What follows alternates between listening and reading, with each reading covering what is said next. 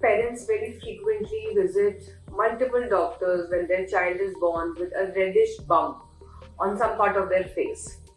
क्या होते हैं ये red bumps on the face just after birth of a child और very soon after birth of a child, इस वीडियो में पता करें। Hi, I am doctor Shreya Krishna, your trusted oral and maxillofacial surgeon from New Delhi.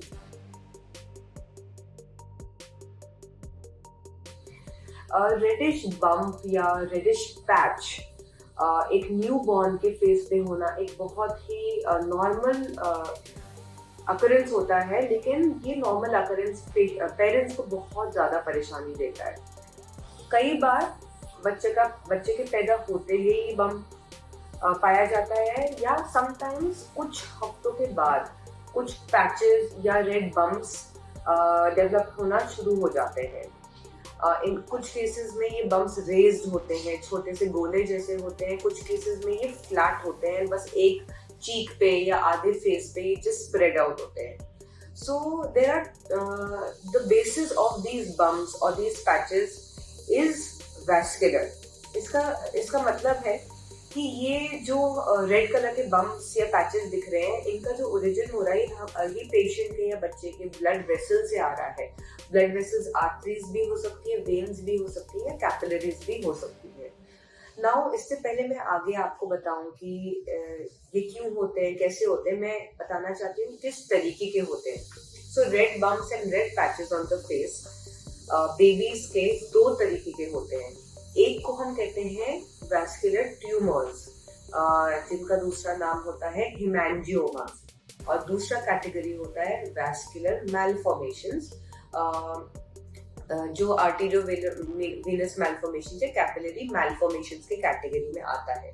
सबसे पहले let us discuss the vascular tumours which are called the haemangiomas. जो haemangioma होता है वो पैदा होने के कुछ हफ्तों बाद डेवलप होता है। यूजुअली वो रेज्ड होता है, वो या तो चीक पे, नोज के साथ में, आँख के पास में, ऊपर वाले होठ पे, कहीं पे भी फेस पे कहीं पे भी अगर रेज सा कुछ पैच होता है तो उसको हम कहते हैं हेमेंजियोमा। एंड वो फ्यू वीक्स ऑफ बर्थ के बाद टिपिकली डेवलप होता है। जो हेमेंजियोमास होते हैं they are nothing to worry about. मैं ये पेरेंट्स को बताना चाहती हूँ, जो हेमेंजियोमा अगर है आपके बच्चे को, तो जैसे जैसे ग्रोथ होगी बच्चे की, इनिशियली लगेगा कि ये हेमेंजियोमास या ये जो ग्रोथ्स है रेड कलर के, ये ग्रो हो रहे हैं, इंक्रीज हो रहे हैं साइज में।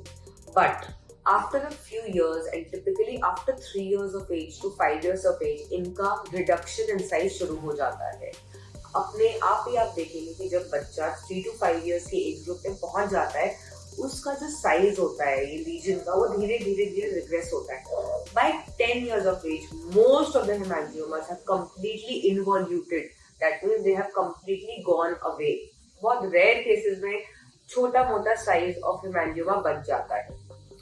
नाउ एक दूसरा सर्कमस्टांस हो सकता है कि अगर ये जो रेड ग्रोथ है या रेड लीजन है, अगर ये किसी उस फेस के उस एरिया में है जो हमारे फंक्शन में कुछ हिंड्रेंस कर रहा है, आंख बंद करने में दिक्कत दे रहा है, खाने पीने में दिक्कत दे रहा है, नाक के बहुत पास है, सांस लेने में दिक्कत दे रहा है, देन नेचुरल सी बात है कि हम वेट नहीं कर सकते 10 years के लिए कि वो खुद से रिग्रेस हो जाए या खुद से इन्वॉल्व हो जाए। उन केसेस में जिसमें फंक्शनल मॉडरेशन आ रही है, तो हम 10 years के पहले कुछ ऐसे ट्रीटमेंट्स कर लेते हैं जिससे ये जो लीजन होता है ये श्रिंक हो जाता है या थोड़ा छोटा हो जाता है, ताकि बच्चा फंक्शनली कंप्लीटली परफेक्ट रहे। तो हम क्या क्या कर सकते हैं, कुछ मेडिकेशन हम खिलाने के लिए देते हैं लाइक इंटरफेरॉन्स। अदरवाइज बहुत इफेक्टिव ट्रीटमेंट होता है कि हम उस छोटे से लीजन पे कुछ ऐसा इंजेक्शन डालते हैं जिससे वो सख्त हो जाता है, छोटा हो जाता है। इसको कहते हैं sclerotherapy. Now this is all about hemangioma, and to put it into a nutshell, hemangiomas खुद ब खुद छोटे होते रहते हैं as the child grows in age, and it is not something to be worried about at all unless it causes some functional problems, in which case there are treatments to reduce the hemangioma.